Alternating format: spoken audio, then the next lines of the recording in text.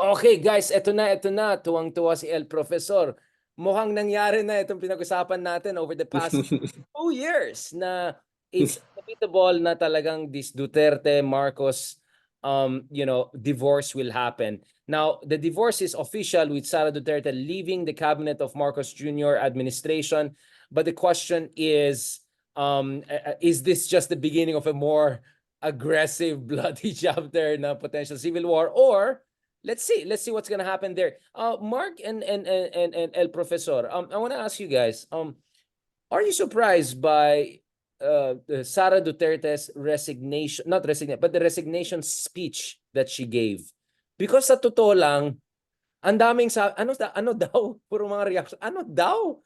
Parang it's so big and in the air. And may mga nagsabi, paano naging DepEd Secretary? I don't wanna go down that. Mamaya pa natin pag-usapan si Teacher Rubilin ba pwede mag-replace, or narinig ko nga ba Clarita Carlos daw baka pwede mag-replace. But anyway, going back to this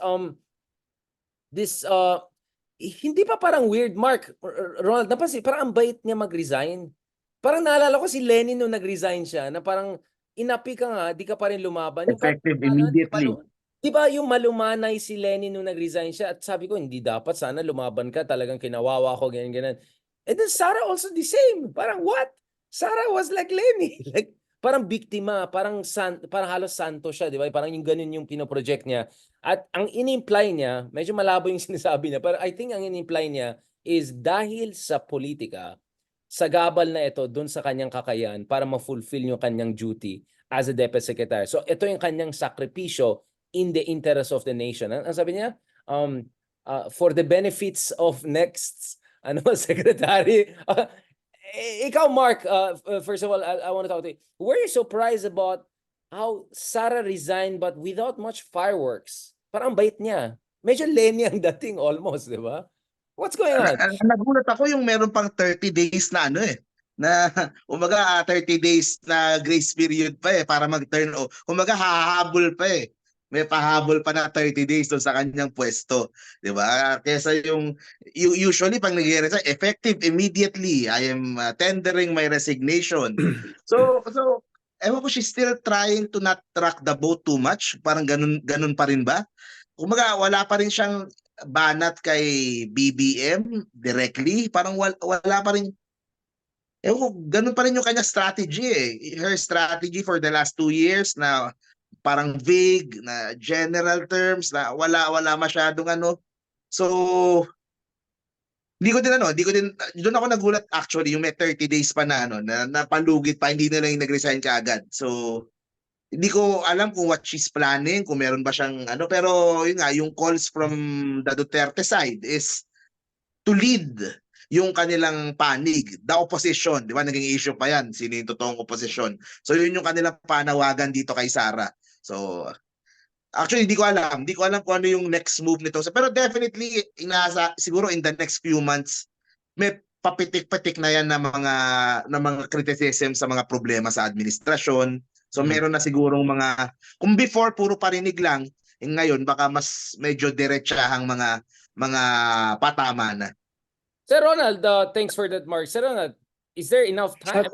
6 months na elections. Don't you think mag-accelerate na itong atake na to? I mean, I'm expecting Digong to come up with another fiery speech very soon attacking BBM. Now na wala na yung anak niya sa kabinete.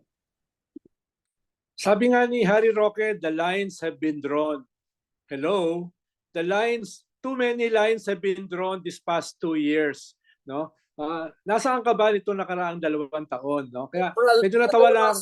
Lines, Ronald. Kaya natawa ako nung sinabi niya, the lines have been drawn. No? Ang dami ng lines na sinulat no? Ito talaga si ex-human rights lawyer. No? Tingin ko mas malaking bahagi ay baka hindi pa nila nako-consolidate kung ano talaga yung kanilang strategy. Hindi pa nila nako-consolidate ano ba talaga yung political narrative going into the midterm and even beyond sa 2028.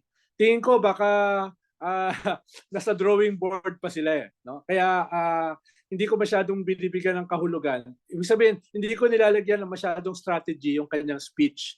At the same time ay wag nating kalimutan na kasama yung pangalan niya sa isinabmit ni Las Cañas sa ICC.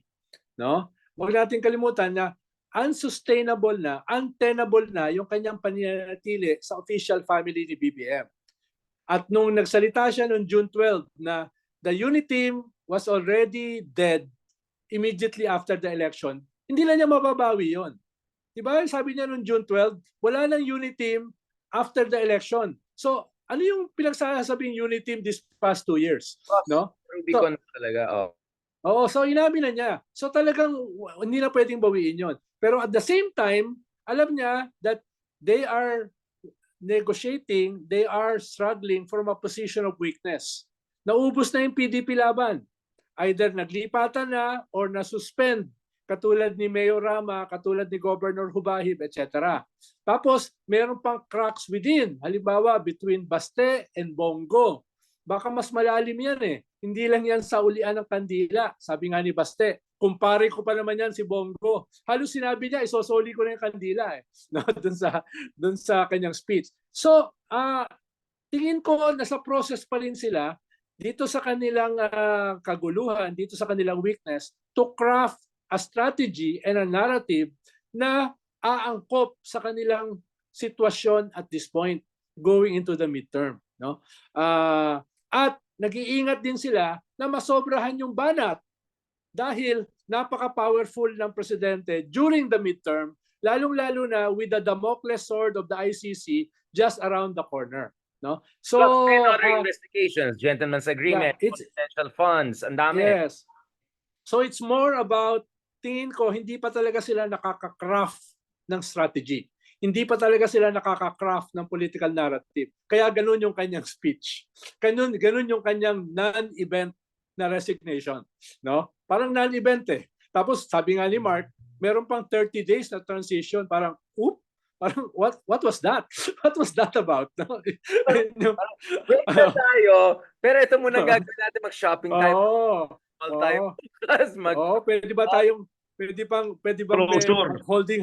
bang mag-holding hands muna tayo bago tayo maghiwalay. Parang gano'n eh. Date muna tayo bukas. Tingin ko wala pa silang nade-develop na strategy. Wala pa silang nade-develop na narrative. So, yun yung kakulangan nila. Saying, hindi ito calibrated, hindi ito malumanay, lutang. Pero ang tingin ako ko, naman ang tingin ko hindi sila ganun kagaling. Lutang nga. Mark. Ako naman, yung sa strategy ni VP Sara, sa ngayon tinitignan ko is just to survive eh. Kasi ang feeling nila kung makasurvive si Sara na wala masyadong damage hanggang 2028, kayang ipanalo eh. Kumbaga, less talk, less mistake, don't rock the boat too much, basta dire-diretso lang tayo. Pero ang iniisip ko, in terms of the timing, July siya mawawala ng DepEd, yung iniisip ko, will she be the one to lead yung senatorial slate ng Maysug? Kasama sila Aimee, kasama sila. So yun ang what role will she play in forming yung itong senatorial slate na ito na lumalabas oppose sa admin ni Marcos. So yun yung nakikita ko kasi kung July, August, September, October. So pag filing ng mga kandidato, si Sara mas makakatutok doon sa mga tatakbong senador na masasabi niya sa kanya talaga na sila yung ano. So yun. We'll talk a little bit about... Ang problema, Mark, parang halimbawa si Aimee naglabas ng statement na hindi niya iiwanan si Sara. Diba? Sabi niya, no, she will stick with Sara. Pero at the same time, nag-negotiate si Aimee at yung Nationalista Party kung saan siya ay miyembro na maging bahagi ng administration slate. Actually, yung Nationalista, ang pinakamalaki ang ninenegotiate ng mga dami ng senador sa slate. Alam ko, mga 5 yung kanilang ninenegotiate. Right. Including Aimee, including Pia, including Juan Villar, plus 2 more. No? So malalagay sa spot si Aimee. Nasaan ba siya talaga? You mean Manny? No? Manny or Camille. The daughter, si Camille. Pinagpapasyahan pa eh. Oh. One of them will be running. Ingat sa biyahe. No? One Villar will be running. Hindi pa final kung si Manny yan o si Camille. Dapat may kota na tapos, para sa tapos meron kang Pia Cayetano na nationalista rin. Meron kang Ariel Kerubin na nationalista rin. So there are 4 to 5 na ninenegotiate yung nationalista. Alam ko yung Lakas NUCD may ninenegotiate na 2 hanggang 3.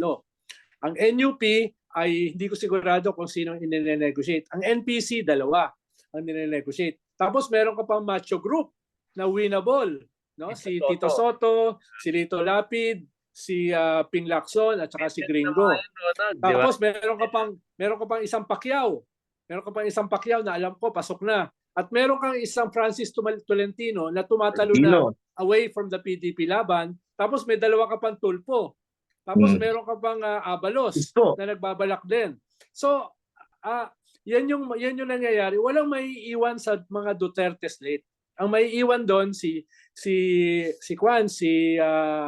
Philip Salvador, si Bongo at saka si Bato, no? Tapos baka si Harry Roque at saka si Panelo pangdagdag. Vic No? Rodriguez. Si Willie kasi hindi natutuloy. Hindi na. No? Si Isko at saka si Willie Ong, sigurado hindi yan pupunta kay Digong, no? If ever pupunta yan sa administration, di ba? So, wala akong nakikita na sasama. Si Willie Ong baka bukas dun sa kabila. I doubt it. Pero ba't ka tatakbo, lalo na kung wala ka naman sa top 12, ba't ka tatakbo nang hindi kasama sa administration? No? Yung hindi ka nakakasama sa top 12, ang hirap na eh. Tapos hindi ka pa kasama sa administration.